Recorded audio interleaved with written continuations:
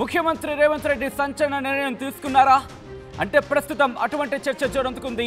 కొత్త మంత్రులకు సంబంధించి శాఖల కేటాయింపుకు సంబంధించి ప్రస్తుతం తీవ్రమైన చర్చ జరుగుతుంది. దాదాపు ఫైనల్ అయిపోయింది. ఫైనల్ స్టేజ్ కు చేరుకుంది. మరి కాసేపట్లో ప్రకటించబోతోంది తెలంగాణ ప్రభుత్వం. ఇంతకీ ఎవరెవరికి ఏ శాఖ దక్కబోతోంది? ప్రస్తుతం ఇదే చర్చ తీవ్రమైన చర్చ జరుగుతుంది తెలంగాణలో. గడ్డం వివేక్ కు ఏ శాఖ ఇవ్వబోతున్నారు ముఖ్యమంత్రి Revanth Reddy? At the same time Vakiti శ్రీహరికి ఏ శాఖ దక్కబోతోంది? అడ్లూరి లక్ష్మణ్ కు ఏ పోర్ట్ఫోలియో అందబోతోంది? ప్రస్తుతం ఇదే చర్చ తెలంగాణలో జోరందుకుంటోంది. ఈ నేపథ్యంలోనే ఆ చర్చకు సంబంధించి ఎవరికి ఏ శాఖ దక్కే అవకాశం ఉంది, ఎటువంటి చర్చ జరుగుతుందనేది మీ ముందు వచ్చే ప్రయత్నం చేస్తోంది ఆర్టీవీ. గడ్డం వివేక్ కు విద్యాశాఖ కేటాయించే అవకాశం ఉంది. At the same time Vakiti శ్రీహరికి దాదాపుగా హోంశాఖ కన్ఫర్మ్ అయిపోయింది. అడ్లూరి లక్ష్మణ్ కు ఎస్సీ సంక్షేమం కన్ఫర్మ్ అయింది అనే చర్చ జోరందుకుంటోంది. సో ఈ నేపథ్యంలోని గడ్డం వివేక్ కు విద్యాశాఖ, వాకిటి శ్రీహరికి హోంశాఖ, అడ్లూరి లక్ష్మణ్ కు ఎస్సీ సంక్షేమం దాదాపుగా ఖరారైన దాదాపుగా ఫైనల్ అయినట్టుగా తెలుస్తోంది. ఈ ముగ్గురు ఫస్ట్ టైం ఎమ్మెల్యేలు కావడం విశేషం. ఈ ముగ్గురు కూడా మొదటిసారి ఎమ్మెల్యేలు అయ్యారు. అట్ ద సేమ్ టైం ఇప్పుడు క్యాబినెట్లోకి అడుగు పెట్టబోతున్నారు. ఇన్ఫాక్ట్ మంత్రులుగా ప్రమాణ స్వీకారం చేశారు. మరి కాసేపట్లో ఈ ముగ్గురికి శాఖల కేటాయింపు జరగబోతోంది. ఈ నేపథ్యంలో ఎటువంటి చర్చ జరుగుతోంది? ఇంకా ఏమైనా యాడ్ ఆన్ అయ్యే అవకాశం ఉందా? వీళ్ళకి ఇంకేమైనా యాడ్ ఆన్ అయ్యే అవకాశం ఉందా తెలుసుకునే ప్రయత్నం చేద్దాం. మా ప్రతినిధి మధు అప్డేట్స్ అందించేందుకు సిద్ధంగా ఉన్నారు. మధు, ఇటు వాకిటి శ్రీహరి, అడ్లూరి లక్ష్మణ్, గడ్డం వివేక్ వీళ్ళు ముగ్గురికి ఇటు ఎస్సీ సంక్షేమ శాఖ అడ్లూరి లక్ష్మణ్కి, అట్ ద సేమ్ టైం హోంశాఖ వాకిటి శ్రీహరికి, అలాగే విద్యాశాఖ గడ్డం వివేక్కు దక్కబోతోంది. దాదాపుగా కన్ఫర్మ్ అయినట్టుగా తెలుస్తోంది. ఇవే కాకుండా ఇంకేమైనా యాడ్ ఆన్ అయ్యే అవకాశం కనిపిస్తోందా? చాలా చర్చల తర్వాత, చాలా ఎదురుచూపుల తర్వాత ముగ్గురికి అవకాశం కల్పిస్తూ కాంగ్రెస్ పార్టీ అధిష్టానం నిర్ణయం తీసుకుంది ఎట్టకేలకు. కాకపోతే ఈసారి చాలా వ్యూహాత్మకమైనటువంటి నిర్ణయం కాంగ్రెస్ పార్టీ తీసుకున్నట్టుగా చర్చ సాగుతుంది. తెలంగాణలో మెజారిటీ ఉన్నటువంటి బీసీల తరఫున ఒకరికి, తర్వాత వర్గీకరణ తర్వాత ఎస్సీలంతా కూడా లాస్ట్ మొన్న ఎలక్షన్లో కాంగ్రెస్ వైపు ఉన్నారు అని అంచనాకు వచ్చిన తర్వాత వర్గీకరణ తర్వాత ఇద్దరు ఎస్సీలకి మరొకసారి అవకాశం కల్పిస్తూ నిర్ణయం తీసుకున్నారు. ఆల్రెడీ ఇద్దరు ఎస్సీలు ఉన్నారు క్యాబినెట్లో. ఒకరు ఉప ముఖ్యమంత్రి బట్టి విక్రమార్క ఉంటే ఆయన దగ్గర 2 శాఖలు ఉన్నాయి, విద్యుత్తు, ఫైనాన్స్.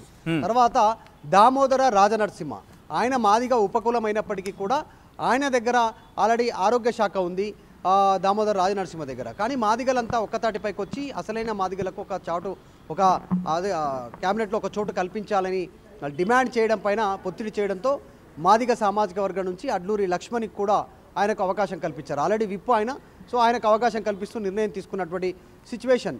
ఇది పక్కన పెడితే మాల సామాజిక వర్గం నుంచి మరొకరికి కూడా అవకాశం ఇస్తూ వివేక్కి అవకాశం ఇస్తూ నిర్ణయం తీసుకున్నారు. అది గతంలో ఏఐసిసి ఇచ్చిన హామీగా ప్రస్తుతం వివేక్ చెప్పే ప్రయత్నం చేస్తూ ఉన్నారు. సో ఇప్పుడు మొత్తం క్యాబినెట్లో 4 ఎస్సీ సామాజిక వర్గం నుంచి ఉన్నారు. ఇక బీసీల నుంచి మంత్రి పొన్నం ప్రభాకర్ ఉన్నారు ఆల్రెడీ. తర్వాత కొండా సురేఖ బీసీ ప్రాతినిధ్యం నుంచి 2 మంత్రివర్గంలో ఉన్నారు. ఒక వాకిటి శ్రీహరిని కలుపుకుంటే 3 బీసీలు ఉన్నారు. సో ఇంకా 3 ఖాళీలు ఉన్నాయి.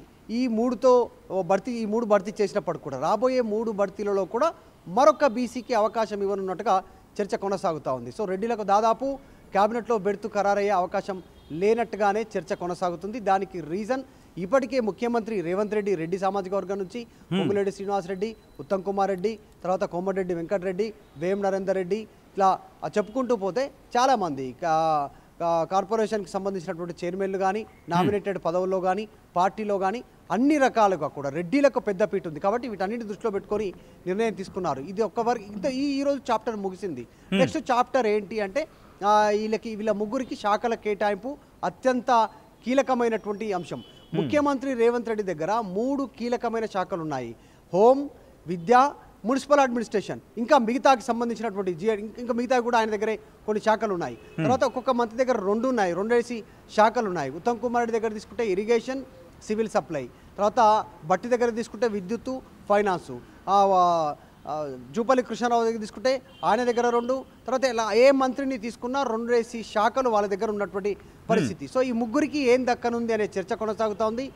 ఉమ్మడి పాలమూరు జిల్లా నుంచి ప్రాతినిధ్యం వహిస్తూ ఉన్నారు కాబట్టి వాకిటి శ్రీహరికి ఏ శాఖ ఇచ్చే అవకాశం ఉందనేటువంటి ఒక చర్చ ఒకవైపు. తర్వాత వివేక్ కాస్త ఇన్ఫ్లుయెన్స్డ్ పర్సన్, సోనియా గాంధీతో కాస్త సన్నిహితంగా ఉన్నటువంటి నాయకులు. కాకా ఫ్యామిలీ నుంచి వచ్చినటువంటి వ్యక్తి, ఆల్రెడీ ఒక టీవీ ఛానల్, ఒక పేపర్ ఉంది, బలమైనటువంటి ఆర్థికంగా బలమైనటువంటి వ్యక్తి. ఆయన ఒక మంచి శాఖను కోరుకునే అవకాశం ఉంది. అడ్లూరి లక్ష్మణ్ ఎస్సీ సామాజిక వర్గం నుంచి, మాదిగ సామాజిక వర్గం నుంచి ఆయన ఒక్కరికే అవకాశం ఇచ్చారు కాబట్టి ఆయనకు కీలకమైన శాఖ ఇచ్చే అవకాశం ఉందని చర్చ జరుగుతూ ఉంది. ముఖ్యమంత్రి దగ్గర 3 శాఖలు ఉన్నాయి. అందులో నుంచి విద్య, హోమ్, మున్సిపల్ అడ్మినిస్ట్రేషన్, లేకుంటే ఎస్సీ సామాజిక అడ్లూరి లక్ష్మణ్కి ఏ శాఖ ఇచ్చే అవకాశం ఉందనేటువంటి చర్చ అయితే కొనసాగుతుంది. క్లారిటీ రావాల్సి ఉంది. ఈరోజు సాయంత్రానికో రేపటికో ఖచ్చితంగా క్లారిటీ వచ్చే పరిస్థితి కనిపిస్తూ ఉంది. కాస్త చర్చించే అవకాశం ఉంటుంది. మరి ముఖ్యమంత్రి దగ్గర ఉన్నటువంటి అదనపు శాఖలను కేటాయిస్తారా, ఆల్రెడీ మంత్రుల దగ్గర ఉన్నటువంటి 2 ఎస్సీ శాఖలు ఉన్నటువంటి వాటిని విభజించి వీరికి ఇస్తారా అనేటువంటిది చర్చ అయితే కొనసాగుతుంది. చూడాలి ఎవరికి ఏ శాఖ కేటాయింపు ఉంటుందో. పెద్ద ఎత్తున చర్చ కొనసాగుతుంది. అప్పుడే దీని మీద కొన్ని ఊహాగానాలు ఉన్నాయి. కొద్దిమంది అడ్లూరి లక్ష్మణ్ లాంటి వాళ్ళేమో నాకు ఏ శాఖ ఇచ్చినా పర్వాలేదు, అధిష్టానం ఏది చెప్తే అది చేయడానికి సిద్ధంగా ఉన్నాను కాంగ్రెస్ కార్యకర్తగా అంటున్నారు. ఇక వివేక్ మాట్లాడలేదు, వాకిటి శ్రీ గారు కూడా మాట్లాడారు. ఏ శాఖ ఇచ్చినా పర్లేదని చెప్తా ఉన్నారు. చూడాలి మరి ఏ శాఖ ఎవరికి లభిస్తుందో. ఊహాగానాలు వారి వర్గీయులు అనుకుంటున్నటువంటి మాట ఏమో ఒకరికి హోమ్, ఒకరికి విద్య, మరొకరికి మున్సిపల్ అడ్మినిస్ట్రేషన్, మరొకరికి ఇంకోటి, ఈ రకంగా చర్చ అయితే కొనసాగుతుంది. కానీ అధికారికంగా కన్ఫర్మేషన్ రావాల్సి ఉంది. కానీ ఇంట్రెస్టింగ్ ఇక్కడ వాకిటి శ్రీహరికి సంబంధించి మాట్లాడుకున్న సందర్భం కావచ్చు, లేకపోతే అడ్లూరి లక్ష్మణ్ విషయం కావచ్చు, ముగ్గురికి సంబంధించి మరి ముఖ్యంగా వాకిటి శ్రీహరి విషయంలో హోంశాఖ కేటాయించబోతోంది అనే చర్చ జోరందుకుంటోంది. కారణం ఏంటి? ఏ ఈక్వేషన్స్ కింద వాకిటి శ్రీహరిని హోంశాఖకు ఇన్ఫాక్ట్ ఆ చర్చ రిలేటెడ్గా ఎందుకు జరుగుతోంది?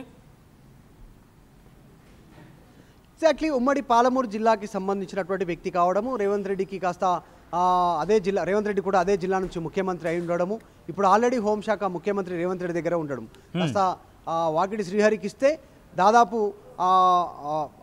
ఆ చర్చ రావడానికి దానికి కారణం ఏంటంటే ఉమ్మడి పాలమూరు జిల్లా నుంచి కావడమే, తనకిచ్చిన తన పరిధిలోనే ఉంటుంది అనేటువంటి ఆలోచన జరుగుతుంది. సో ఇది ఎంతవరకు నిజం అనేటువంటిది పక్కన పెడితే ఈ చర్చ రావడానికి కారణం ఇది అయిండొచ్చు అనేటువంటిది చర్చ అయితే కొనసాగుతూ ఉంది. చూడాలి ఎవరికి ఏ శాఖ కేటాయింపులు అనేటువంటిది ఫైనల్గా అధిష్టానమే డిసైడ్ చేసే పరిస్థితి ఉంది. అధిష్టానం కంటే ముందు ఇక్కడ ఉన్నటువంటి ముఖ్యమంత్రి రేవంత్ రెడ్డి కూడా సూచన చేస్తారు అధిష్టానానికి ఎవరి శాఖ ఏది కేటాయించాలనేటువంటిది.